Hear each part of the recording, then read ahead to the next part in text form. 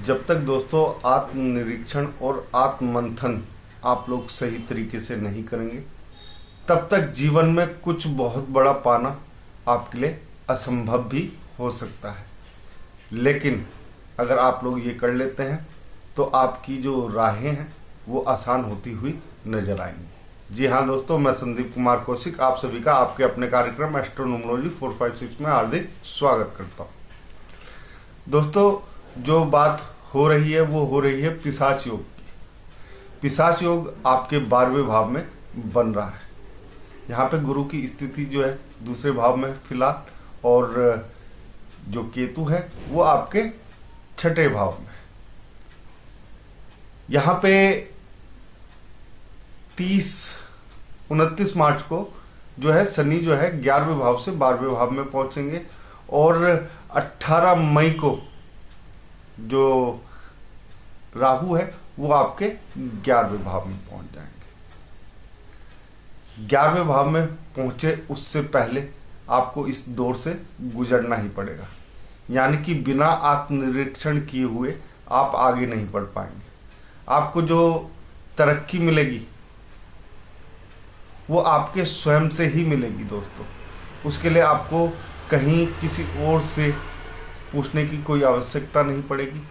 साथ ही साथ 12वें भाव में जो आपका पिशाच योग बन रहा है, शनि यहाँ पे थोड़ा सा धीमा कर देता है और राहु जो है उतावलापन देता है, यानी कि किसी भी चीज को पाने की इच्छा। अध्यात्म के क्षेत्र में आप लोग थोड़ा सा आगे बढ़ते हुए नजर आएंगे, लेकिन कहीं ना कहीं शनि की वजह से यहाँ पे ठहराव भी महसूस करेंगे। यहाँ पे देखा जाए तो राहु विदेश का कारक भी होता है, और यहाँ से आप लोगों को जो है विदेश की राहें जो हैं वो आसान होती हुई भी नजर आएंगी। लंबे समय के लिए अगर आप लोग निवेश करने की सोच रहे हैं और कई समय से नहीं कर पा रहे हैं, तो वो निवेश का वक्त यही है दोस्तों जिस समय आप लोग निवेश कर सकते हैं। लेकिन हाँ, आप लोगों को एक चीज से बेहद ही सावधान रहने की आवश्यकता है, वो है जुआ सट्टा या शेयर मार्केट। इन चीजों से आप लोगों को बेहद ही सावधान रहने की आवश्यकता पड़ेगी फिलहाल, यानी कि लगभग 2 महीने, अप्रैल से लेके मई तक, एंड तक, यानी कि 20 मई समझ लीजिए। तो इस दौरान आप लोगों को कोई भी ऐसा कार्य नहीं करना है जिससे आप लोगों को हानि उठानी पड़ सके। कई समय से आपकी जो कार्य क्षेत्र था उसमें आप लोगों को ठहराव सा महसूस हो रहा था, या हो सकता है कि कई लोगों की नौकरियां छूट गई हों इस दौरान। लेकिन दोस्तों, इस समय आप लोगों को बाहर जाने का अवसर मिल रहा है, और वो भी सुनहरा अवसर। तो इस अवसर को आप लोगों को किसी भी हालत में अपने पक्ष में करना है, और बाहर जाके आप लोगों को अपनी जीविका के लिए, उत्तम जीविका के लिए प्रयास करने होंगे।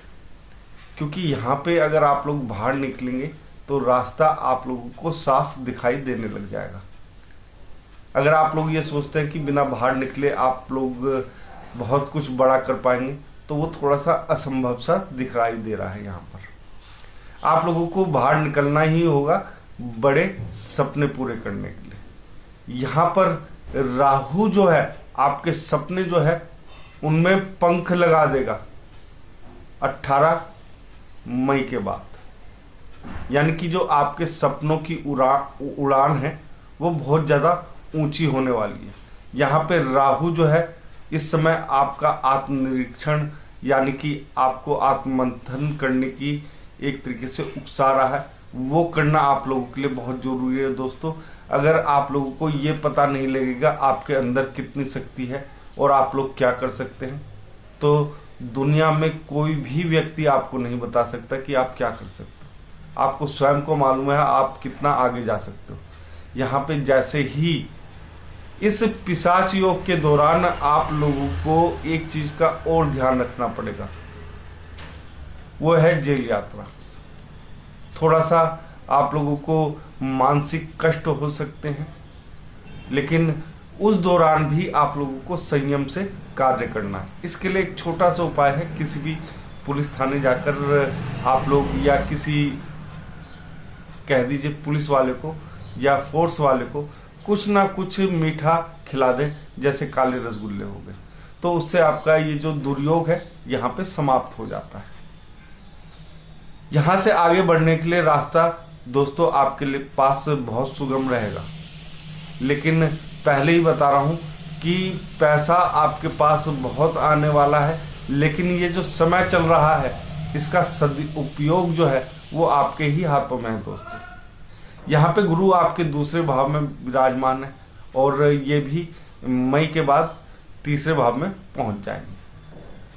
लेकिन दोस्तों अगर आप लोगों को इन सब चीजों का फायदा उठाना है, इस योग का या कह दीजिए दुर्योग का अगर आप लोगों को फायदा उठाना है, तो सबसे पहले अपने अंतर मन में झांकना होगा, क्योंकि इसके बाद आप लोगों को झांकने का मौका नहीं मिलेगा, क्योंकि राहु जो है 11वें भाव में पहुंच चुके होंगे और 11वें भाव का राहु किसी भी प्रकार से धन कमाना चाहता है। यानी कि रास्ते में जितनी बाधाएं आएंगी उतना ज्यादा धन कमा के देगा ये राहु आपको। तो दोस्तों यहाँ पर राहु जो है पहले से ही आप लोगों को सचेत करने के लिए बैठा है कि थोड़ा सा अपने अंदर झांक के देखें, अपनी ताकत को पहचानें, तभी आगे बढ़ें। क्योंकि इसकी एक दृष्टि तीसरे भाव पे और तीसरी दृष्टि जो है आपके सप्तम भाव पे पड़ेगी, यानी विवाह के भी योग और आपकी जो कार्यशैली है उसमें भी एक तरीके से देखा जाए तो पैनापन लेकर आएगा। तो इन सब चीजों से मिलके एक सुयोग भी बनता है आपके लिए, जो इस दुर्योग के बाद चालू होगा। ये दुर्योग आपके लिए कुछ ना कुछ अच्छा लेकर आया है, इसे जाने मत दे, इसे गंवाने मत दे। यहाँ लंबी योजनाएं आप लोगों को बेहद ही फायदा देंगी, उस योजनाओं पे काम करने का यही सही वक्त है दोस्तों आज के कार्यक्रम में बस इतना ही। अगर आप लोगों को हमारा एक छोटा सा कार्यक्रम पसंद आया है तो कमेंट बॉक्स में जय श्री राम अवश्य लिखें और आप सभी मित्रों को भी हमारा जय श्री राम।